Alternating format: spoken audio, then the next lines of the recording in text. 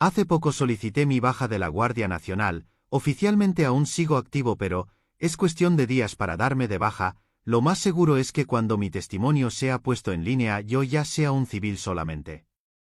Antes de ser un elemento de la Guardia Nacional era parte de la Policía Federal de México desde el 2011, entonces, se podría decir que estuve poco más de 10 años en servicio.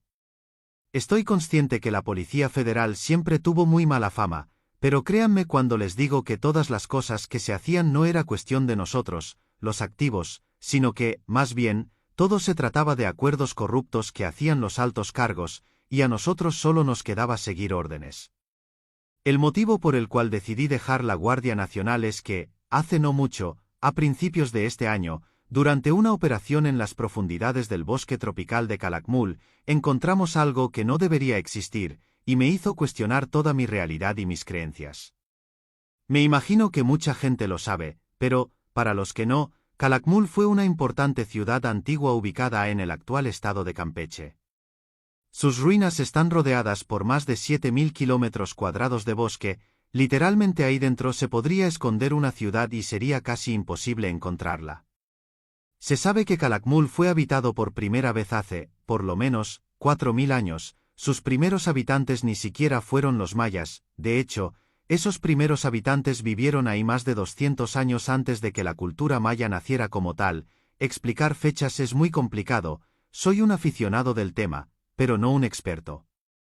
Se sabe muy poco, por no decir que no se sabe nada, de la gente que habitó el lugar antes de los mayas, de hecho, los registros precisos se pierden luego de retroceder más de 1500 años. En el tiempo, lo que significa que hay, prácticamente 2500 años de historia que no se conocen con precisión, llegando a tal punto que se desconoce de dónde llegaron los habitantes originales y tampoco se sabe por qué eligieron ese lugar para vivir.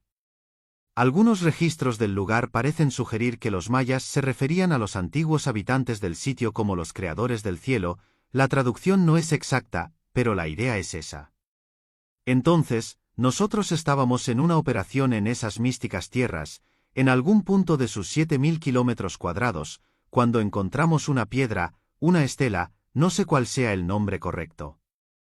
Eso medía 2 metros de alto y 1 metro de ancho, tenía grabados en ambas caras. Por supuesto que ninguno de nosotros sabía interpretar nada de lo que ahí decía, pero los dibujos sí eran entendibles. En un lado de la piedra estaba dibujada una figura femenina, que, por la manera en la que estaba representada parecía ser una yuaí, que sería algo así como el equivalente a lo que entendemos como bruja. La figura femenina estaba rodeada por grabados incomprensibles. Del otro lado de la piedra estaba plasmado un árbol, igualmente, rodeado por símbolos inentendibles. La piedra como tal no tenía nada extraño, pero lo que llamaba la atención era que estaba ahí, sola, en medio de la nada, cerca no había pirámides ni ningún otro tipo de construcción. Nosotros continuamos con lo nuestro y dejamos esa piedra atrás. Antes de alejarnos el oficial preguntó la hora. Ese era un ejercicio para que volteáramos a ver el sol, así despejábamos nuestra mente al menos por un segundo. Avanzamos más de 5 kilómetros y de pronto nos volvimos a encontrar con esa piedra. Era muy poco probable que todos hubiéramos cometido el descuido de no prestar atención para evitar dar una vuelta en círculo.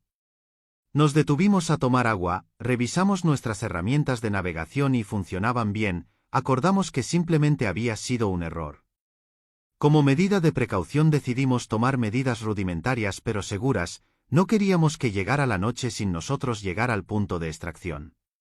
Con ramas y piedras colocamos unas flechas cerca de la estela de piedra, en el suelo, señalando la dirección en la que íbamos a avanzar, porque, tal vez, lo que había ocurrido es que esa era otra estela diferente. Entonces, para evitar confundirnos, si en realidad había más de esas cosas, si llegábamos a otra y no encontrábamos las flechas en el suelo, sabríamos que no estábamos dando vueltas en círculos. También optamos por, cada 10 minutos, dejar una marca en los árboles de nuestro alrededor. Después de caminar por hora y media volvimos a llegar a la estela de piedra. Era la misma, porque estaba la flecha que habíamos hecho con ramas y piedras. Intentamos comunicarnos por radio pero no funcionaba, estaba sucediendo algo que escapaba de nuestro control, y ya empezábamos a ponernos nerviosos. Tal vez una perturbación en el terreno nos estaba haciendo dar vueltas sin que nosotros nos diéramos cuenta. Si bien parecía ser una posible explicación, los aparatos de navegación nos indicaban que estábamos yendo en línea recta. Acordamos que no podíamos confiar en la tecnología, entonces optamos por tomar otra medida rudimentaria.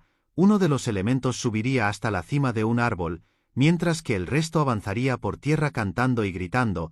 El elemento se aseguraría que si estuviéramos yendo en línea recta. Cuando nos escuchara lo suficientemente lejos bajaría del árbol y correría a alcanzarnos, luego subiría otro y haríamos lo mismo, así no habría forma de dar la vuelta. La idea era fantástica, pero hubo un problema. Se le indicó a uno de los elementos que subiera hasta la cima de un árbol. Nosotros nos quedamos quietos esperando que nos dijera que ya estaba en posición, pero eso nunca ocurrió.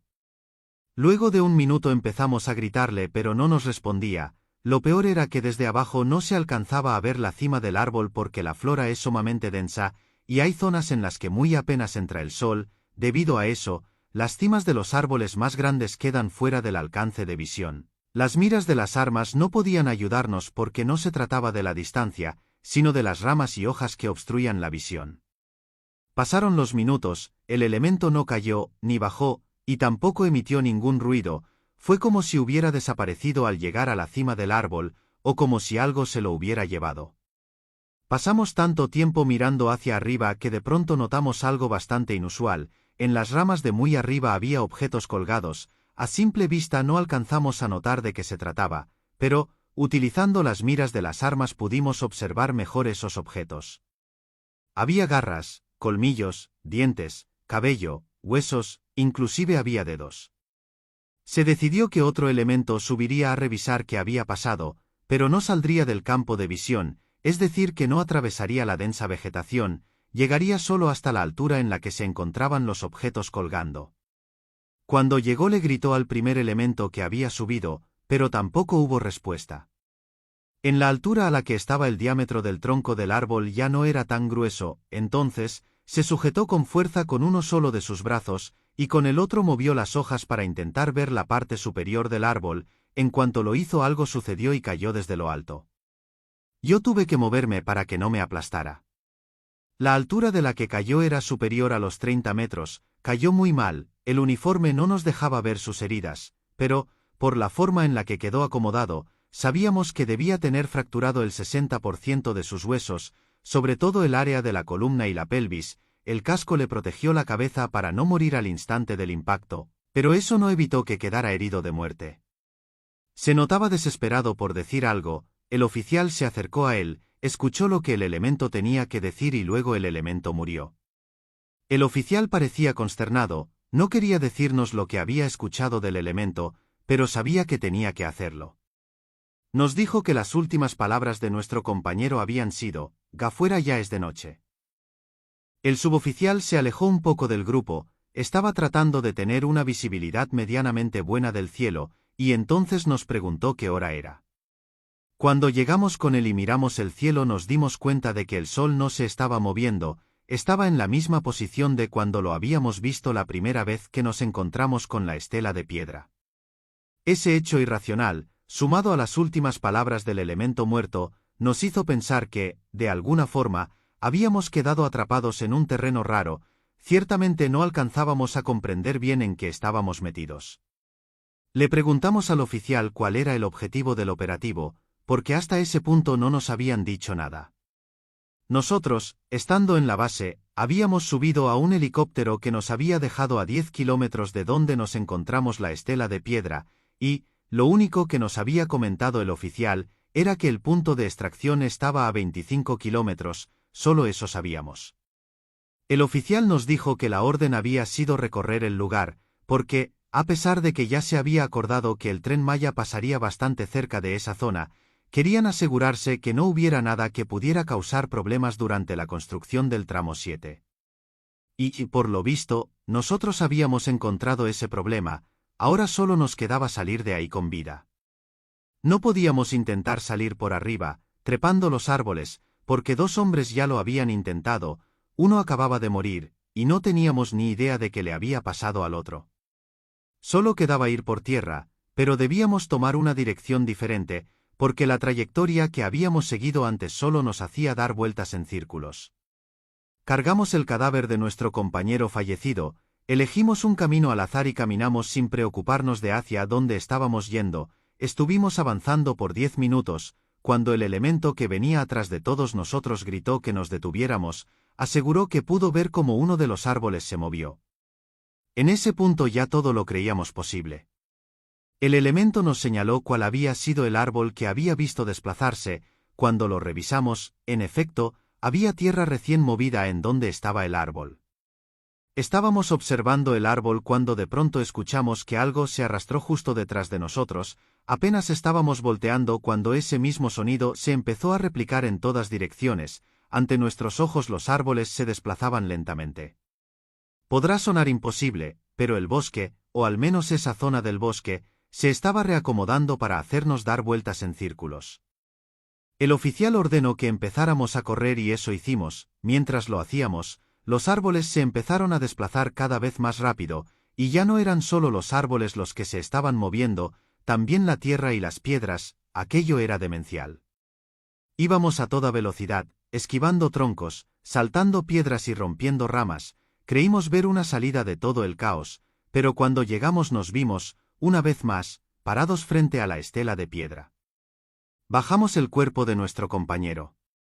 Yo ya estaba sucumbiendo ante la desesperación, y estoy seguro de que varios compañeros también. De pronto se empezaron a sonar muchos ruidos a nuestro alrededor, se escuchaban berridos de chivo, rugidos de algún felino grande, ladridos de perro, cantos de gallo, muchos aleteos, carcajadas de voces chirriantes. El ruido era ensordecedor. En un instante se volvió de noche y empezó a llover. Todos los sonidos que nos estaban aturdiendo desaparecieron y solo nos quedamos con el sonido del agua golpeando contra las hojas de los árboles. Entonces alguien nos gritó. Se trataba del primer compañero que había subido hasta la cima del árbol. Ninguno de nosotros le respondió porque ya no sabíamos que era real y que no lo era. Entonces bajó del árbol y nos vio completamente idos. De inmediato se dio cuenta que faltaba uno y preguntó por él. Entonces, el suboficial le señaló el cadáver. Ni él ni nosotros entendíamos nada.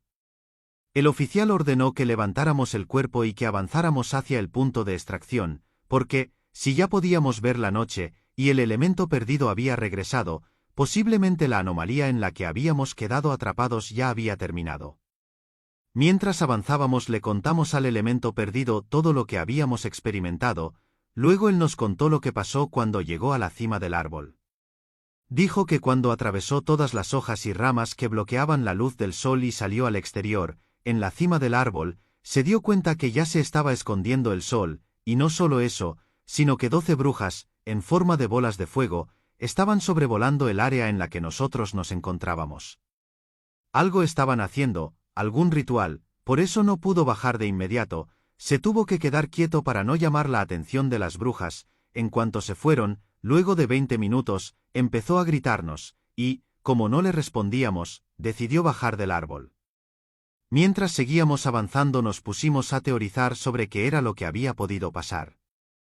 Surgieron muchas ideas locas, un bucle espacio-temporal, una maldición relacionada a la estela de piedra, un ritual que requería la muerte de una persona. Sin embargo, de todas, la que nos parecía más sensata era que en realidad las brujas nos tenían bajo una ilusión. Por eso no veíamos que el sol se moviera. Ese era el motivo por el cual dábamos vuelta a pesar de que los instrumentos de navegación decían lo contrario. Debido a eso tuvimos ese episodio en el que la tierra y los árboles se movieron. Finalmente llegamos al punto de extracción. El helicóptero que estaba ahí nos dijo que por poco se iban sin nosotros. Se realizó el informe y se tomó la decisión de que el tramo 7 del Tren Maya no pasara tan cerca de esa zona. Desviaron el trazo varios kilómetros al suroeste. Tal vez eso era lo que las brujas querían, que nadie se acercara a su territorio. Tal vez, al igual que los animales, se sentían amenazadas por el progreso del hombre. Dale like y suscríbete si lo estás disfrutando. Durante 30 años formé parte de la Fuerza Aérea Mexicana, que es la rama del aire de las Fuerzas Armadas de México. Ingresé en 1962, cuando ingresé el secretario de la Defensa Nacional era el general José Agustín Olache Áviles. De ahí le siguió Barragán, luego Cuenca, Galván, Arévalo, y cuando me retiré el secretario de la Defensa Nacional era Antonio Riviello Bazán, que era egresado del heroico Colegio Militar. En 1976 yo estaba asignado a la región aérea del sureste, en la sede de Tuxtla Gutiérrez. Un día que parecía normal nos llegó la orden de ir a hacer presencia en una zona que había que resguardar y estudiar. Se trataba de una cueva que ocultaba algo que, a día de hoy, aún no logro explicar, pero vayamos al inicio. Todo comenzó con 4 niños que llegaron al Hospital General en Comitán, 3 llegaron en estado de coma y 1 llegó a punto del colapso, pero consciente. Lo que el niño contó fue que habían quemado un terreno para poder realizar la siembra. Al quedar ya todo el terreno despejado, el niño y sus 5 amigos andaban caminando por el lugar y encontraron una cueva. Esa cueva tenía una abertura muy pequeña, tanto que la única forma en la que ellos pudieron entrar fue a rastras. Ya en el interior de la cueva sí podían caminar con normalidad. El niño decía que adentro de la cueva, tras caminar más de 1 hora, habían encontrado unos sapos y hongos de color rojo. Los niños estaban interactuando con los sapos y con los hongos, cuando una persona se les acercó y les dijo que lo mejor para ellos era regresar por donde habían entrado. Eso asustó a los niños, porque ellos muy apenas habían conseguido entrar a rastras. Un adulto no cabía en la pequeña entrada por la que ellos habían ingresado. Por lo tanto, contaba el niño, que ellos pensaron que esa persona debía vivir dentro de la cueva. Esa persona los asustó tanto que ellos corrieron de regreso, y que cuando lograron salir, sus 3 amigos habían caído desmayados al suelo en cuestión de segundos. Los otros 2 nunca salieron. El niño siguió hablando y contestando preguntas por más de 4 horas, hasta que él también quedó en estado de coma. Los 4 niños hospitalizados murieron. Yo no entendía que teníamos que ver nosotros, Fuerza Aérea, con unos niños muertos por culpa de unos sapos rojos. Cuando arribamos a Comitán descubrí que no solo nosotros habíamos sido requeridos, también estaba el ejército, y la policía recorría las calles para que nadie se acercara al lugar. El anillo de seguridad era de 8 kilómetros. Al lugar habían llegado investigadores enviados desde la Ciudad de México. Se hicieron análisis con aparatos de la más alta tecnología, de aquellos años obviamente, y los primeros resultados arrojados indicaban que había vetas masivas de oro. Eso, aunque sonaba improbable, no explicaba el hecho de que los niños hubieran caído en estado de coma para posteriormente morir. La zona era un caos. Nosotros hicimos análisis desde el aire, aparte de ayudar con la logística, pero poco podíamos hacer porque no había comunicación entre los involucrados. Cada quien estaba en lo suyo y nadie compartía su información con los demás. Yo pienso que el gobierno era el más interesado en que nadie supiera exactamente qué estaba ocurriendo. Una de las diferentes cosas que escuché en los muchos días que estuvimos en la zona, fue que, al parecer, dentro de la cueva había un ojo de agua, y que el estado de los niños encajaba con otros casos reportados de gente quedando completamente loca después de entrar en otras cuevas que también tenían en su interior ojos de agua. Entonces, se estaba teorizando que esos ojos de agua podrían tener algo que ver con la muerte de los niños. Algunos de los militares inclusive estaban hablando de brujas, demonios, nahuales, y muchas otras criaturas de bajo astral. También se estaba hablando de la posibilidad que dentro de la cueva hubiera uranio. De ser el caso, los cuerpos de los niños habrían absorbido demasiada radiación al punto de causarles fiebre. Entonces, cuando salieron de la cueva respiraron aire fresco y sufrieron un choque térmico tan fuerte que los hizo colapsar. Todo era muy interesante, pero lo que yo no entendía era por qué estábamos involucrados tantos. No se malentienda, pero la muerte de 4 niños y la desaparición de otros 2 no es motivo suficiente para invertir tantos recursos. Entonces pregunté a mi superior. Él dijo que no podía decirme mucho, que habían varias razones para tanto ajetreo. Una de esas razones era que uno de los niños que habían entrado a la cueva era hijo de un importante militar de la zona. Luego de 9 días se decidió enviar a un equipo de 7 elementos, bajo el mando de un teniente, yo iba incluido. Hicimos la entrada más grande ayudándonos de explosivos, así pudimos ingresar. Recuerdo bien que era de mañana cuando entramos, si bien no pregunté la hora ni la vi en ninguna parte, lo sabía por la posición en la que se encontraba el sol. Nos habían dicho que íbamos a avanzar durante al menos 3 horas, que llegaríamos más allá del punto al que los niños habían llegado, porque, por los análisis que se habían realizado, se sabía que la profundidad de la cueva era considerable, además de que tenía una tendencia hacia el descenso, 1 metro hacia abajo por cada 9 metros hacia adentro, aproximadamente. Nuestro objetivo no era obtener muestras de nada, lo que nosotros debíamos hacer era recorrer el lugar, y, en caso de que encontráramos a los niños, extraerlos, no importaba si estaban vivos o muertos. Íbamos equipados con mascarillas antigas, lentes de visión nocturna, un aparato que detectaba los niveles de radiación y, por supuesto, armas y municiones para hacer pedazos a cualquier hostil que se nos atravesara. Avanzamos, siempre de forma sigilosa y teniendo mucho cuidado de no hacer contacto con los laterales ni con el techo de la cueva, por 2 motivos. El primero era para reducir al mínimo la posibilidad de un derrumbe, y el segundo era para evitar el contacto con las posibles toxinas que, tentativamente, habían causado la muerte de los niños. Tras avanzar 2 kilómetros hicimos contacto visual con pequeños brotes de los hongos rojos que el niño había mencionado. Luego de avanzar otro kilómetro más ya encontramos zonas cubiertas de esos hongos, y en esas zonas había sapos del mismo color, al parecer era su hábitat. Cuando avanzamos hasta los 5 kilómetros de profundidad nos percatamos que en los bordes de la cueva había pictogramas, dibujos con una antigüedad obviamente desconocida. Los dibujos, a mi pobre entender, ya que no soy ni historiador y mucho menos antropólogo, pero, al menos para mí, esas representaciones grabadas en la piedra contaban una historia. Primero les voy a describir los dibujos, y el resto lo dejo a su interpretación. Se mostraba un firmamento vacío, 9 estrellas cayendo hacia 9 cerros o montañas, una gigantesca serpiente con una cola en forma de corona de 9 puntas, 9 personas alrededor de la gran serpiente, y 9 cerros o montañas en cuya cima había un animal diferente en cada una. Había muchos otros dibujos, símbolos y demás, que, por cierto, es importante destacar que todos esos pictogramas tenían un estilo bastante similar al de los mayas. Ahora, para mí, la historia que se está contando es que 9 dioses bajaron a la tierra, o tal vez fueron expulsados del cielo como castigo, cual sea que haya sido la razón. Al llegar a la tierra tuvieron que enfrentarse a un monstruo muy poderoso en forma de serpiente, y, al vencerlo, se dividieron el poder entre los 9, luego, para no enfrentarse entre ellos, cada uno eligió un cerro para gobernar. Muy posiblemente mi interpretación no sea del todo exacta, inclusive existe la posibilidad de que yo esté equivocado. Todos estábamos impresionados por lo que podíamos ver, queríamos seguir explorando esa área de los dibujos, pero el teniente nos ordenó seguir avanzando.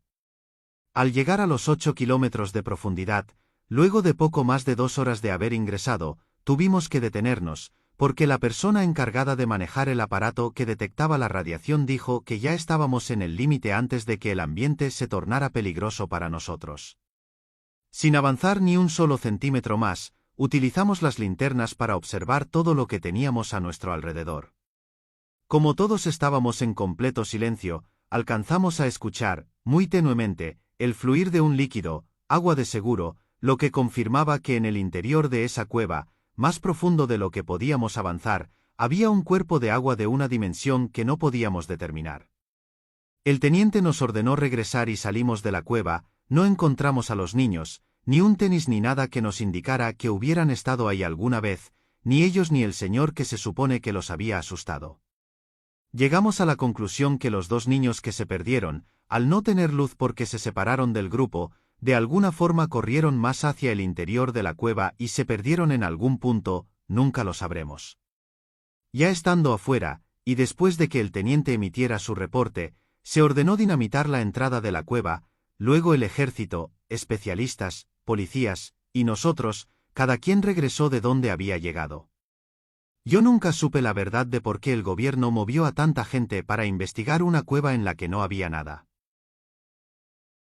Hasta aquí llegaron las historias de esta noche. Si lo has disfrutado deja tu like, para llegar a más amantes del terror. Si eres nuevo, suscríbete al canal para no perderte de ningún episodio de terror. Muchas gracias, nos veremos en un próximo capítulo de Relatos de Terror, adiós.